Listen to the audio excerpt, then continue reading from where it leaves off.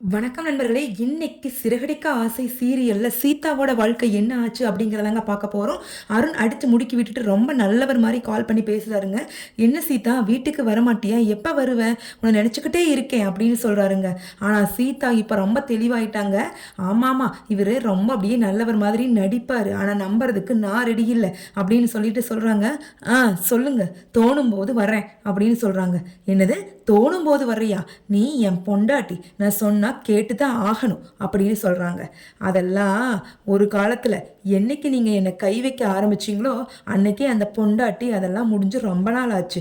இனியெல்லாம் பழைய சீதாவை நீங்க பார்க்க முடியாது.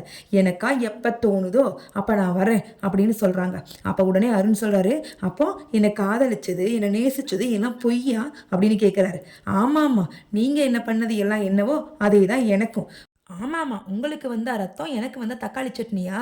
எல்லா ஆம்பளைக்கு, பொம்பளைக்கும் எல்லாம் ஒரே ரூல்ஸ் தான். இனி எல்லாம் தைரியமான சீதாவ தான் நீங்க பார்ப்பீங்க. நான் ஒண்ணும் உங்களுக்கு அடிமை கிடையாது.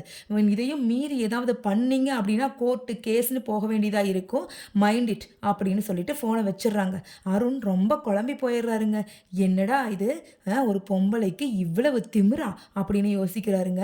ஆனா, அருண் பார்த்தீங்க அப்படின்னா, பேசிக்கா ரொம்ப நல்லவர் தான். ஆனா, முத்து மேல இருக்கக்கூடிய ஈகோனாலேயே அவருடைய கேரக்டர் ஃபுல்லா மாறி சீதா மேல அத காமிக்க ஆரம்பிக்கிறாரு. இப்படிதாங்க பல பேரோட வாழ்க்கையில அவங்க அவங்களாவே இருக்க மாட்டாங்க. என்ன காரணம்னு கேட்டீங்கன்னா, மத்தவங்கள பார்த்து பார்த்து மத்தவங்க பண்ற வேலைக்காக தனக்காக ஒரு ஈகோவ ஏற்படுத்திக்கிட்டு அவன் பெருசா, நான் பெருசான்னு சொல்லி காமிக்கும்போது தான் கணவன் மனைவிக்குள்ள அந்த ஒரு விரிசலே உண்டாகுதுங்க. அந்த மாரி வந்த விரிசல் தாங்க இது. ஆனா முத்துவும், வீணாவும் இது அப்படியே நீடிக்கிறதுக்கு விடமாட்டாங்க. கண்டிப்பா இத ஒரு முடிவுக்கு கொண்டு வருவாங்க. இதுக்கு நடுவுல ரோஹிணி பார்த்தீங்கன்னா, விவாகரத்து பத்திரத்தில கையெழுத்து போடுறதுக்கு சம்மதிச்சுடுறாங்க.